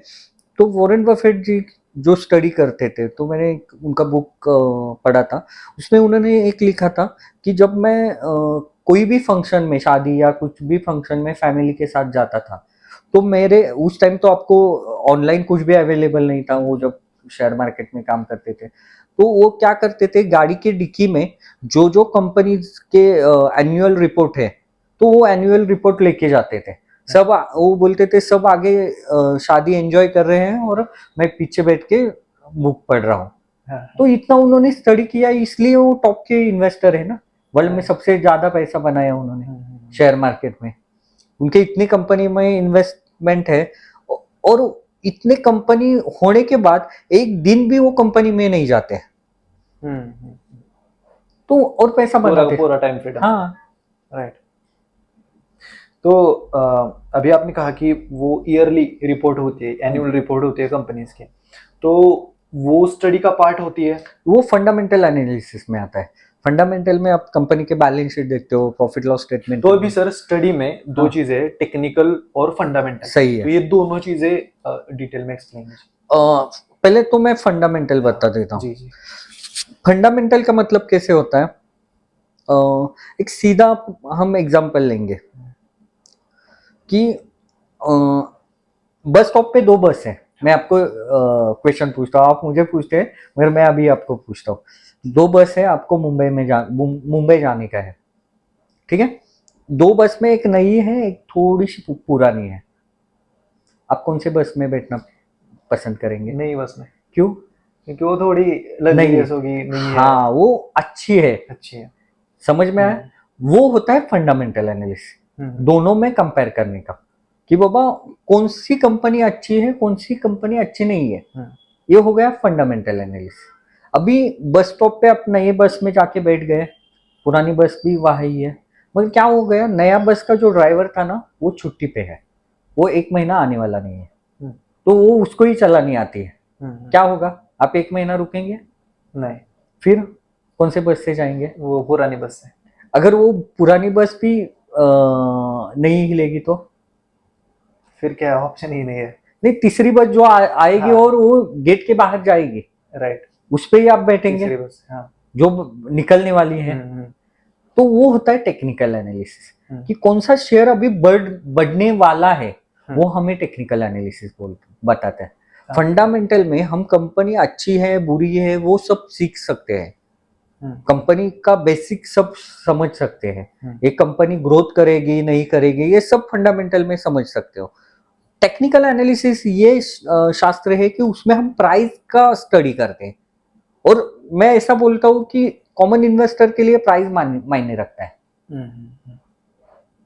आपको समझ में आता है कि समझो आप, हम क्या बोलते हैं शेयर मार्केट में, कि शेयर मार्केट में हम इन्वेस्ट करते हैं, हम किसी भी कंपनी का शेयर लेते हैं तो हम उस कंपनी का ओनर होते हैं। सही है? सही। आप ये मानते हो, हाँ, ये जो तो मानता हूँ। कंपनी का आप शेयर लेते हो उसके आप ओनर हो। मिनी ठीक है, ओनर है। अभी कल आप एक काम करने का, HDFC बैंक के 100 शेयर लेने का, हम्म। ठीक है, आप ओनर है, हम्म। फिर HDFC बैंक में जाने का, हाँ। मैनेजर को बोलने का ओनर आया उठ मुझे चेयर दे, देगा क्या आपको? नहीं। फिर आप ओनर कैसे हो गए? या अगर आपने रिलायंस के शेयर लिए होते हाँ। और रिलायंस के शेयर आपके पास रहते, तो मुकेश अंबानी ने आपको शादी के लिए इनवाइट किया क्या? नहीं। आप पार्टनर हो ना उसके, partner। रिलायंस के शेयर है तो। हाँ। हाँ। इसका मतलब क्या है मालूम है क्या? कॉमन इन्वेस्टर जो है ना, कॉमन इन्वेस्टर जो इन्वेस्ट करता है वो प्राइस पैसा कमाने के लिए करता है। उसको ये की मतलब है, अगर मैं रिलायंस 2500 में लेता हूँ ना, वो 3000 होता है तो मेरा प्रॉफिट है। अगर मैं HDFC बैंक 1600 में लेता हूँ और 2000 में बेचता हूँ तो मेरा प्रॉफिट है। मीन्स अपने को प्राइस इंपॉर्टेंट है, और प्राइस सिखाता है टेक्निकल एनालिसिस। ओके। प्राइस कैसे एनालिसिस करने का, प्राइस ऊपर जाएगा प्राइस नीचे जाएगा, ये सब आपको टेक्निकल एनालिसिस बताता है। ओके, सर ने बहुत अच्छी तरीके से यहाँ पर एक्सप्लेन किया। यहाँ पर फंडामेंटल और टेक्निकल। फंडामेंटल क्या है, दो बस है, दोनों में से अच्छी और साफ सुथरी बस कौन सी है वो आपको सिखाता है, मतलब एक अच्छा शेयर अच्छी कंपनी सिखाता है आपको फंडामेंटल। टेक्निकल क्या, प्राइजेस किस शेयर के या फिर किस कंपनी के ऊपर जा रहे हैं, ये आपको टेक्निकल सिखाता है। और टेक्निकल जो है वो कॉमन इन्वेस्टर ज्यादातर वहां पर इन्वेस्ट करते हैं। और सर ये हुआ है कॉमन इन्वेस्टर, और जो बिग बुल्स होते हैं, बड़े लोग, बड़े इन्वेस्टर्स, उनके लिए फंडामेंटल्स ज्यादा मायने रखता है या फिर टेक्निकल्स? वो फंडामेंटल्स देखते हैं। जो इन्वेस्टर हम opposite। बोलते हैं, जो इन्वेस्टर बोलते हैं वो कैसे देखते हैं, अगर एक कंपनी है उनको लगता है ये कंपनी अच्छा है अगले 10 साल में बढ़ने वाला है, तो वो आज इन्वेस्ट करेगा उस कंपनी में, और जब वो बढ़ेगा तब वो बेचेगा। राइट। उनको सब समझ में आता है आगे कौन सा कंपनी में ग्रोथ आने वाला है, उस कंपनी में आज वो इन्वेस्ट करके रखते हैं। और जैसे ग्रोथ आता है, जैसे प्रॉफिट आता है, अपने आप शेयर बढ़ जाते हैं। ऐसा है, अपने आप उसमें वॉल्यूम बढ़ जाता है, शेयर बढ़ जाता है, डिमांड बढ़ जाता है, वो पहले ही इन्वेस्ट करते हैं। ऐसा है। ओके। तो सर अभी एक बिगिनर हमारा वीडियो देख रहा है और उसको ये समझ में आया है कि टेक्निकल्स है उसमें शॉर्ट टर्म में प्रॉफिट है, और ज्यादातर आप अगर उसको बड़ा इन्वेस्टर बनना है तो फंडामेंटल का वो स्टडी कैसे कर सकता है? एक स्टेप बाय स्टेप 4-5 पॉइंट में आपने बता दिया। फंडामेंटल्स में पहले तो आप एनुअल रिपोर्ट उसका देख सकते हो कंपनी का। हाँ। पहले तो आपको समझ में आना चाहिए इकोनॉमी ग्रोथ, इंडिया का इकोनॉमी कब कैसे बढ़ेगा। अभी आप सर तो आप भी बोल रहे थे कि इंडिया का इकोनॉमी बढ़ने वाला है, मोदी साहब भी बोल रहे हैं, मगर इकोनॉमी बढ़ रहा है मगर कौन सा सेक्टर बढ़ने वाला है वो भी सोचना चाहिए। अभी कैसे रहता है, ग्रोथ साइकिल रहता है। अभी आपको मैं एक चीज बताता हूँ, 90 से लेके 95 तक इंडिया में सबसे ज्यादा क्या बेचा होगा इंडिया में 90 से 95 तक टीवी, टेलीविजन, ओके। हर घर में टीवी आया उस टाइम। आपको पता होगा उस टाइम रामायण महाभारत हो गया और उसके बाद सबने टीवी लाना चालू कर दिया। सही है, बूम था टीवी हाँ। सेक्टर के लिए। फिर 95 से लेके 2000 साल तक इंडिया में सबसे ज्यादा टू व्हीलर बेचे, ओके। क्योंकि कॉमन जो पब्लिक है जो मिडिल क्लास पब्लिक, हाँ, उनके पास टू व्हीलर का सपना था, हर एक घर में टू व्हीलर होनी उस चाहिए। टाइम आई थी। हाँ, हाँ, फिर 2000 से 2005 तक 800 अल्टो, फैमिली कार 800 अल्टो, 2008 तक। हाँ 8 ओके, तक। हाँ हाँ हाँ। और वो बहुत फेमस है। 2005 के बाद मोबाइल, हाँ, सबके हाथ में मोबाइल, सही है। सही। 2010 तक, अभी 10-15 तक अभी क्या है ट्रेंड, अब देखेंगे तो आप फोर व्हीलर का सोचेंगे तो आप एसयूवी आप हाँ, देख रहे हो, ज्यादा। क्रेटा ब्रीजा जो भी है, सबको वही चाहिए ना। अभी हम अल्टो 800 को जाते हैं क्या? नहीं नहीं। अभी ट्रेंड चेंज हो गया है ना। तो ये ट्रेंड समझ में आना चाहिए फंडामेंटल के लिए, आगे क्या बढ़ने वाला है। अगर ट्रेंड आप नहीं, फंडामेंटल एनालिसिस इतना इंपॉर्टेंट है। आपको एक चीज मैं बता देता हूँ। पहले तो एक कंपनी था कोडैक करके, मालूम है कोडैक? कोडैक नाम सुना है। कोडैक एक कंपनी क्या करता था, रील बनाता था फोटो के। ओके। हम फोटो लेते थे ना, उसका अंदर एक रील आता था, वो बनाते थे। तो वो कैसेट जैसा। हाँ, कैसेट जैसा वो रील था। तो उसके ऊपर फिर उस रील पे के ऊपर फोटो प्रिंट होता था और वो डेवलप करके लाना पड़ता था। डिजिटल आने के बाद वो कंपनी बंद बंद हो गई। तो फंडामेंटल आगे क्या होने वाला है, आगे कौन सी कंपनी ग्रोथ होने वाली, ये सोच के आपको कंपनी का नॉलेज लेना चाहिए। उसके बाद क्या रहता है, सेक्टर ग्रोथ हो गया, उसके बाद आपको देखना है कि balance sheet, profit loss statement. अगर 10 कंपनियां, मुझे लग रहा है कि समझो ऑटोमोबाइल में ग्रोथ होगा अभी भी, इसके बाद भी, तो मेरे पास 10 कंपनियां हैं। 10 कंपनियां में कौन सी कंपनी बढ़ सकती है, कौन सी कंपनी के शेयर्स बढ़ सकते हैं। आपने देखा होगा टाटा मोटर कोविड के बाद 70 रुपए से लेके 1000 रुपए तक गया, 1100 रुपए तक गया, देखा आपने वो? तो वो क्यों बढ़ा? ऑटोमोबाइल में थी, 70 रुपए थी। 2000 के पहले वो लॉस मेकिंग कंपनी थी टाटा मोटर। 2000 के बाद क्या हो गया, 2020 के बाद क्या हो गया उसमें?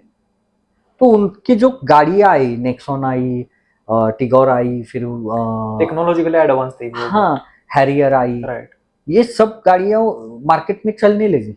अभी आप नेक्सॉन वगैरह, उसका बुकिंग है, लोगों को मिलते नहीं है टाइम पे। पंच आई, नए नए गाड़ियां आई, उसकी वजह से उसका शेयर बढ़ गया ना। तो क्या किसमें ग्रोथ आने वाला है, ये सोच के आपको इन्वेस्ट करने का है। ओके, ऐसा है। तो सर ने यहाँ पर क्या किया, अगर फंडामेंटल एनालिसिस आपको सीखना है तो यहाँ पर पहले सेक्टर ढूंढना है। ऑटोमोबाइल है, इंफ्रा है, टेक्नोलॉजी है, पहले सेक्टर आपने ढूंढा। फॉर एग्जांपल ऑटोमोबाइल, ऑटोमोबाइल पे क्या आएंगे, टाटा आएंगे, ह्यूंडई आई या फिर होंडा आई। तो ऐसी कंपनी आपने लिस्ट बना ली और उस पर एनालिसिस किया, कैसे बैलेंस शीट हो गई, उसका प्रॉफिट लॉस स्टेटमेंट देखा, डेट कितना है कंपनी पर वो देखा, और उसके बाद में आपने डिसाइड किया कि उसके शेयर्स लेने हैं कि नहीं। ऐसे ही सिस्टम है। सही है। ओके, तो आप अभी कौन से सेक्टर पर फोकस कर रहे हो कि जो यहाँ से आगे ग्रो कर सकते हैं? मेरा तो मानना है कि सर्विस सेक्टर में ज्यादा ग्रोथ आएगी। आईटी सेक्टर है, आईटी सेक्टर में आएगी। अभी आप शेयर मार्केट के जो कंपनीज है, वो कंपनीज है, उसमें आएगी। लाइफस्टाइल वाले कंपनीज जो रहती है, मॉडर्न लाइफस्टाइल, उसमें आएगी। अब बड़े बड़े ब्रांड है, तो ब्रांड में अभी लोगों का ज्यादा जाना हो गया है। कॉमन इन्वेस्टर अभी ब्रांड पहनने लगे हैं। आप देखो, छोटे छोटे सिटी में भी ब्रांड वाले ये शोरूम आ रहे हैं। राइट। तो ये ट्रेंड है। तो अपने को ऐसी कंपनियां ढूंढनी है कि जो लोग, और शेयर मार्केट इतना भी मुश्किल नहीं है। आप खाली आपकी आंख खोल के देखो इधर उधर क्या चल रहा है, उसके हिसाब से इन्वेस्ट करो। मैंने ऐसे कितने कंपनी बाय किए हैं, खाली देख के कि इनका प्रोडक्ट अच्छा है, मैंने उसमें इन्वेस्ट किया। आपको मैं बता देता हूँ कि मेरा बेटा 1 साल का था, तब मेरी वाइफ बोली कि जाके पीडेश्वर करके एक प्रोडक्ट है, वो लेके आओ।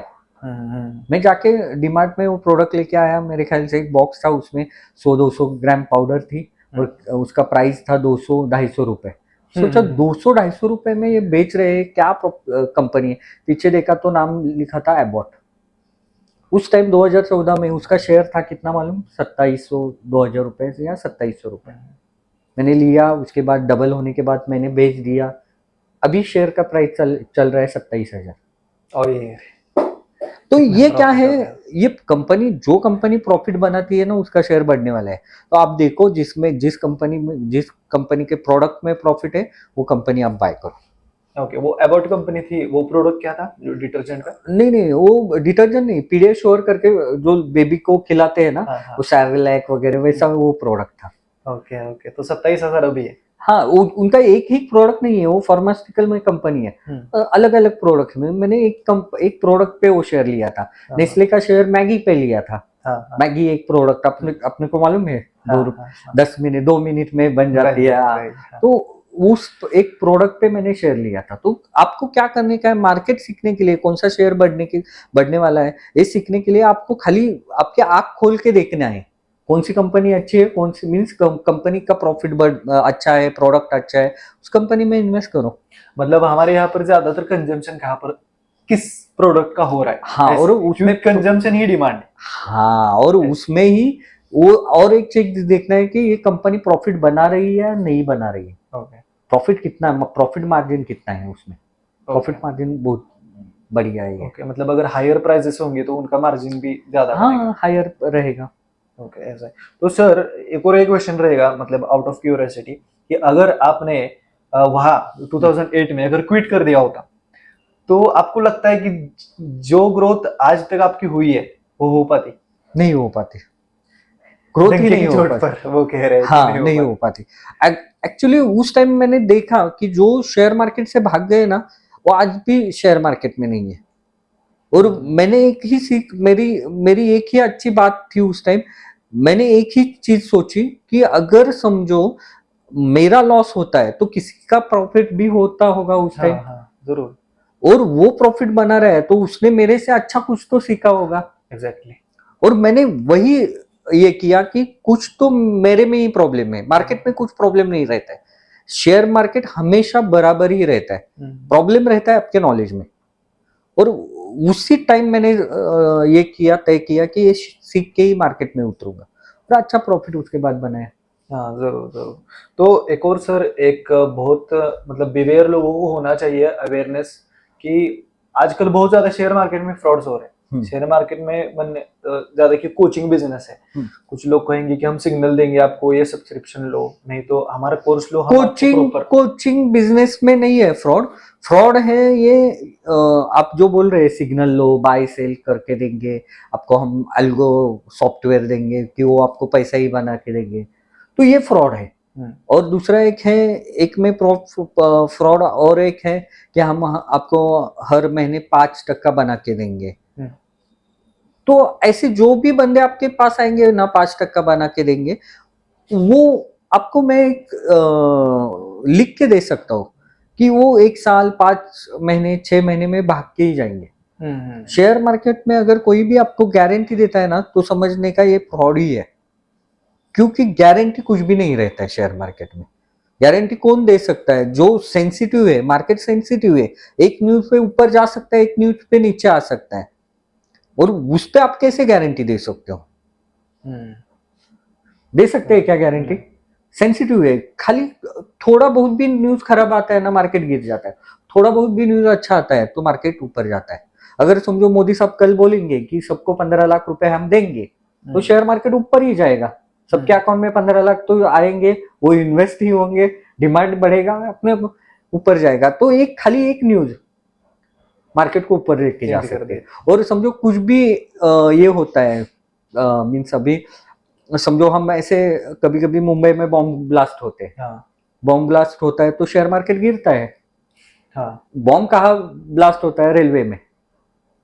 मगर इंफोसिस का भी शेयर गिरेगा, रिलायंस का भी गिरेगा, सबका गिरेगा, क्योंकि ये सेंसिटिव है।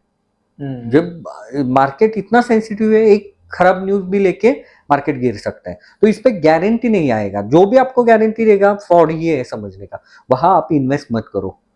ओके सर, एक पर्सनल क्वेश्चन होगा कि 2008 से लेकर 2024 तक आपने शेयर मार्केट से खाली क्या क्या अचीवमेंट्स किए, जैसे कि कार हो गई, घर होगा? हाँ, वो तो है। मैंने घर खुद का परचेस किया, कार है, मेरे इन्वेस्टमेंट है। कौन सी गाड़ी ली है? मेरी अभी एसयूवी में है गाड़ी एक। कौन सी? ये निसान की है, ओके, तो ये है सब शेयर मार्केट पे ही है। और इतना अच्छा पोर्टफोलियो भी, ऑफिस बनाया है सर हाँ ने। पोर्टफोलियो भी अच्छा है, सब है, बढ़िया है, शेयर मार्केट अच्छा है। Okay, okay. तो सर आपने अभी तक हम्म, जैसे परसेंटेज बताया, हम्म, तो अभी तक हम्म, आपका मतलब इस साल का बताइए हम्म। 2023-24 में नेट प्रॉफिट कितना हुआ होगा? मेरे जैसे आपने कहा कि साल का देखो, महीने का मत हाँ देखो, इसलिए अ, पूछा। मेरे मेरे कैसे 4-5 अकाउंट है, तो लगभग 10-15 लाख के ऊपर रहेगा। 10-15 लाख के ऊपर। हाँ, तो अभी मेरे हम ख्याल से जैसे, अभी पोर्टफोलियो भी आपको मैं दिखा देता हूँ। हाँ जरूर जरूर, हम हाँ, वो शूटिंग भी हाँ, करेंगे। आपको तो एक चाहिए ना, एक अकाउंट का दिखा देता हूँ मैं। चलेगा चलेगा। तो सर ऐसे कौन से कैरेक्टर इंसान के या फिर ट्रेट्स हो सकते हैं कि जो उस इंसान को शेयर मार्केट में लॉस करवा सकते हैं? पहला तो विदाउट नॉलेज आप शेयर मार्केट में आएंगे तो लॉस ही होगा। हम्म। जितना सीखेंगे उतना कमाएंगे। तो पहला हो गया। तो पहला आपको सीखना चाहिए, ये हम्म, कैरेक्टरिस्टिक होना चाहिए आपके माइंडसेट में। ये नहीं होना चाहिए, मीन्स उसको हम क्या बोलते हैं, जुआरी। हम्म, सब्र होना चाहिए। हाँ, आपको सब्र होना चाहिए। कोई लोग इन पेशेंट रहते हैं तो हम्म, वो पैसा नहीं कमा सकते मार्केट में। या, उनको तुरंत पैसा चाहिए, ये शेयर मार्केट में नहीं होगा कि आपको तुरंत पैसा मिलना चाहिए, तो वो नहीं होगा। आप ऐसे पैसे लेके आएंगे जो पैसा आपको इमरजेंसी पे लग सकता है। शेयर मार्केट में इतना पैसा लेके आओ कि जो पैसा आपको अगले 5 साल में लगने वाला नहीं है। अगर समझो राइट। आपको 5-6 महीने में लगने वाला पैसा आप शेयर मार्केट में डालोगे और मार्केट नीचे आएगा तो लॉस ही बुक करना पड़ेगा आपको, हम्म, लॉस में ही बेचना पड़ेगा। हुआ है। ऐसा है। तो ये सब चीज सोच के आप शेयर मार्केट में ये करो। आना पड़ेगा। तो सर अगर एक इंडिपेंडेंट इन्वेस्टर है, एक एक साइड को है कि जो वो खुद स्टॉक्स पिक कर रहा है, खुद उसका स्टडी कर रहा है, और दूसरी जगह पर है म्यूचुअल फंड, हम्म, तो इन दोनों के कंपैरिजन में बहुत ज्यादा परसेंटेज या फिर प्रॉफिट कौन बना रहा है? अगर वो सीखा होगा तो शेयर मार्केट में बनाएगा, अगर नहीं सीखा होगा तो म्यूचुअल फंड में ही बनाएगा। Okay, okay.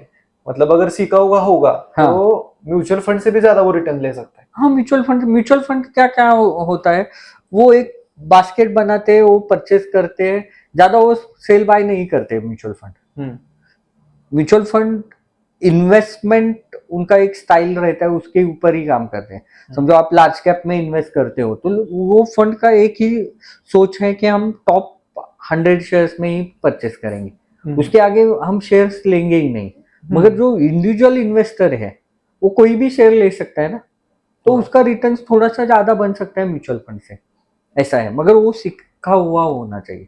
अगर वो मार्केट सीखा नहीं है, उसको एक्सपीरियंस नहीं, तो म्यूचुअल फंड ही ज्यादा पैसा बना के देगा। सीखना मतलब यही, जैसे आपने पहले हाँ। फंडामेंटल में बताया, हम्म, कंपनी के जो बैलेंस शीट है, हम्म, वो ट्रेंड देखना, वो सही ये है। अगर बेसिक चीजों को फॉलो किया जाए हम्म, तो क्या वो अच्छे रिटर्न्स बना सकता है हाँ, इंसान? सही, वो तो बना ओके, सकता है। Okay, okay. तो मतलब इतना भी कुछ डिफिकल्ट नहीं है, जैसे हमारी पढ़ाई होती है, मैथमेटिक्स होता है, वैसा तो कोई डिफिकल्ट नहीं है। मैंने भी एक पहले गेस्ट आए थे, वो बोले कि शेयर मार्केट मैथमेटिक्स इतना तो डिफिकल्ट नहीं है, हम्म, ऐसा बोल। तो शेयर इसलिए मार्केट, तो मैं पैसा कमा रहा हूँ, हाँ, ऐसे बोल। डिफिकल्ट किसको नहीं है, जो सीखा है उसको कैसे रहता है। मैं जब पहली बार 2 व्हीलर सीखा ना, मुझे ऐसे लग रहा था कि गाड़ी चलाना एकदम मुश्किल है 2 व्हीलर। और मुझे ऐसा लगता था कि रोड ऐसा पूरा ओपन रहना चाहिए, खाली मेरी ही गाड़ी उस पे जानी चाहिए। राइट। अभी अभी मैं एक्सपर्ट बन गया उसमें भी। ओके। तो मैं आंख बंद करके भी, इधर उधर बात करके, आंख बंद करके नहीं, मगर इधर उधर बात करके भी मैं, कंफर्टेबल हाँ, प्रॉपर। पहले मैं ऐसे ऐसे स्टेयरिंग पे बैठता था ऐसे। अभी क्या है, ऐसा ऐसा ऐसा ऐसा कुछ भी कर सकता हूँ। राइट। तो कोई भी चीज होती है ना, एक बार आप सीख जाते हो ना, वो आपको मुश्किल नहीं लगती है। ऐसा ओके, है, ये मेरा मानना है। मतलब जैसे जैसे समय बीतेगा हाँ, वैसे वैसे आप एक्सपर्ट उसमें बनते चले जाओगे। तो आपको सिर्फ समय देना है उस चीज के लिए, क्योंकि कोई भी चीज हो समय मांगती है। बेसब्र होंगे तो लॉस ही होगा, किसी भी इंडस्ट्री में हो आप। तो एक और क्वेश्चन सर रहेगा आपके लिए, जैसे हमने आपका प्रॉफिट देखा, तो सर आपको मैक्सिमम लॉस कितना हुआ है और मैक्सिमम प्रॉफिट कितना हुआ है, एक मंथ में या फिर एक डे में? ऐसा तो मैंने कभी गिना नहीं है। ओके। हाँ, कैसे रहता है, ये रोज का काम है हमारा। तो लॉस प्रॉफिट रोज बन जाता है फिर मैक्सिमम। भी अगर आपके मन में एक ऐसा तो लॉस होता है इंसान का, फिर ऐसा प्रॉफिट होता है जिस दिन बहुत ही खुशी हुई है, एक दिन का। एक्चुअली क्या हुआ है इस 20 साल में इतना प्रॉफिट और ये देखा है। अभी मैंने एक शेयर लिया था 3 रुपए पे, एक 2 महीने में मैंने वो मेरे ख्याल से 21-22 रुपए में बेच दिया। तो मुझे लगा कि अरे अच्छा प्रॉफिट बन गया। उसके बाद वो शेयर 300 रुपए गया। हाँ। तो फिर बुरा लगा कि बाबा अपने पास इतने शेयर थे, रख दिए होते तो एकदम बढ़िया प्रॉफिट होता। राइट। मगर ये 2020 में मुझे सबसे अच्छा रिटर्न, मेरा पोर्टफोलियो डबल हो गया। तो 2020 से 21 तक अच्छा प्रॉफिट बन गया। ओके। हाँ। 20 तक कितना था पोर्टफोलियो? मेरा पोर्टफोलियो उस टाइम 20 लाख का था। मतलब एक साल में 40 लाख तक है। हाँ, ये हाँ, ऐसे वैसा ऐसे 40 मत लाख, गिनो 40, क्योंकि 50 क्या लाख। होता है ये प्राइस मीन्स कैसे रहता है। अभी नया कोई आपका ये ब्रॉडकास्ट हाँ, तो देखेगा, वो उसको मिसकंसेप्शन हो जाता हाँ, है। नहीं उसको क्या होता है, उसको लगता है कि मैं भी 20 लाख बनाऊंगा, मैं भी हाँ। 40, और वो उल्टा सीधा कुछ भी काम हाँ, करता है। हाँ, तो वो वो नहीं होना चाहिए। वो जो भी करना है हाँ, सीखने के बाद करना और है। धीरे धीरे करने का है। धीरे धीरे। एकदम से आपको कोई पैसा नहीं देखे जाएगा। सर ने जो सक्सेस देखा है उसके पीछे सर का बहुत ज्यादा स्टडी है, बहुत ज्यादा मेहनत है। उसके बाद में ही सर 2020 में डबल पैसा कर पाए। ऐसा आपके साथ में हो सकता है, पर आप कुछ सब्र से और इसके लिए स्टडी मैंने करना पड़ेगा। 15 साल लगाए, 20 हाँ। साल लगाए। ऐसा नहीं है कि एक दिन में हुआ है। आप 15 दिन हाँ, देने के लिए तैयार नहीं हो, हाँ, तो ऐसे कैसे होगा? सो सब्र देना पड़ेगा, काम से ध्यान से काम करना पड़ेगा, तो जरूर होंगे। सर का डबल हो, आपका ट्रिपल हो सकता है, हो भी सकता है। सो एक और चीज है कि बेस्ट टाइम टू इन्वेस्ट या फिर बेस्ट टाइम टू ट्रेड क्या हो सकता है सर? एक्चुअली मार्केट को कभी टाइमिंग ही नहीं करने का। टाइमिंग करके बैठेंगे। अभी आपको मैं बता देता हूँ, 2020 में शेयर मार्केट नीचे आया, सही है, कोविड के लॉकडाउन के बाद। उसके बाद मार्केट ऊपर आया, 2021 में ऊपर आया। लोग सोचने लगे कि मार्केट अच्छा है, पैसा बन रहा है, ऊपर आया मार्केट। मगर उन्होंने क्या सोचा, अब भी मार्केट अगर नीचे आएगा ना तो ही मैं इन्वेस्ट करूंगा 2021 में। तो 2021 से 22 में फिर ऊपर गया।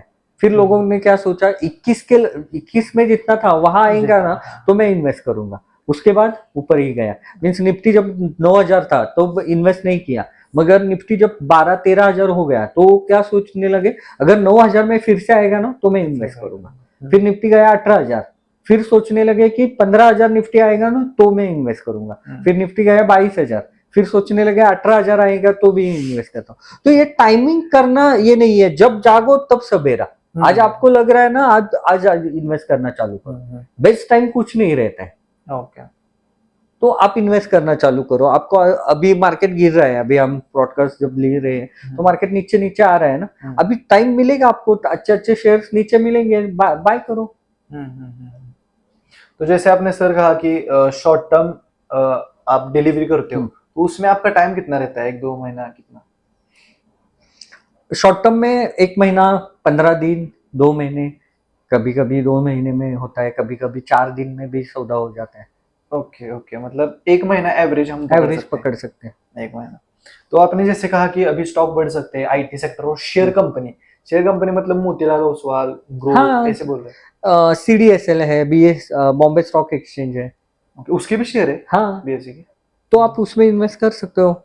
मैं कोई सेबी रजिस्टर्ड एडवाइजर नहीं हूँ, तो ये चीज आप ध्यान में रखो। मगर ये मेरा मानना है, एजुकेशन पर्पज के लिए मैं ये बात कर रहा हूँ। ये डिस्क्लेमर हमारा होता ही है हाँ। स्टार्ट को। तो वैसे, तो सर एक लास्ट का सवाल और आप सजेशन। लास्ट का सवाल ये रहेगा कि एक बिगिनर है उसके लिए आपका मैसेज क्या रहेगा, और जो एस्पायरिंग ट्रेडर्स है या फिर इन्वेस्टर्स हैं उनके लिए आप कुछ सजेशन या फिर गाइडेंस यहाँ पर देना चाहो 1-2 मिनट में? बिगिनर के लिए एक ही मेरा ये है, पहले आप सीखो फिर इन्वेस्ट करो। पहले डायरेक्ट आप फ्यूचर्स एंड ऑप्शंस में मत जाओ। डायरेक्ट फ्यूचर ऑप्शन में जाओगे तो लॉस ही करोगे। सीखो, धीरे धीरे इन्वेस्ट करो और प्रॉफिट बनाओ। एकदम से ज्यादा पैसे लाके यहाँ मत इन्वेस्ट करो, धीरे धीरे इन्वेस्ट करो। जैसे जैसे आपका कॉन्फिडेंस बढ़ेगा वैसे वैसे आप पैसे लगाओ। ओके, और जैसे भी सर ने बताया कि सब्र होना चाहिए, अगर नहीं हुआ तो वैसे आपके पैसे डूबने वाले, तो स्टडी करो। अगर आप आपको सर से सीखना है तो सर आपके ऑनलाइन बैचेस होते हैं क्या? नहीं, मेरे यहाँ ऑनलाइन ऑफलाइन दोनों बैचेस होते हैं। हाँ। आप ऑफलाइन भी कर सकते हो, ऑनलाइन भी कर सकते हो। ज्यादा फोकस मेरा ऑफलाइन पे है, क्योंकि आमने सामने समझ में आता है किसको क्या समझा है नहीं समझा है। राइट। इसके लिए हम ऑफलाइन ज्यादा प्रेफर करते हैं। ऑनलाइन भी हमारे क्लास चल रहे हैं। ओके ओके, तो बहुत बहुत धन्यवाद सर, आपका अमूल्य टाइम आपने देने के लिए। आपका भी धन्यवाद। बिजी हाँ। स्केड्यूल से आपने बहुत अच्छी तरीके से हमारे लोगों को गाइड किया और बहुत ही शांति से आपने क्वेश्चन सुने हैं और आपके एक्सपीरियंस से बहुत ही अच्छे से आपने आंसर दिए। और मुझे लगता है कि कोई भी डाउट हमारे ऑडियंस को नहीं रहा होगा। अगर कोई डाउट होगा तो आपका फिर से टाइम निकालेंगे और आपको फिर से थोड़ा सा डिस्टर्ब करेंगे। Thank you very much. और आपके ऑडियंस के लिए फ्यूचर में अगर आप ये ट्रेडर बन जाएंगे तो उनके लिए खूब खूब शुभेच्छा देता हूँ मैं। और उनका ट्रेडिंग जर्नी अच्छा रहेगा, ये भगवान की से प्रार्थना करता हूँ। ओके, तो सर के लिए जरूर वीडियो को लाइक कर देना और चैनल को सब्सक्राइब कर देना। मैं मिलूंगा आपको एक और ही ऐसे फाइनेंस के वीडियो में, तब तक के लिए जय हिंद जय भारत।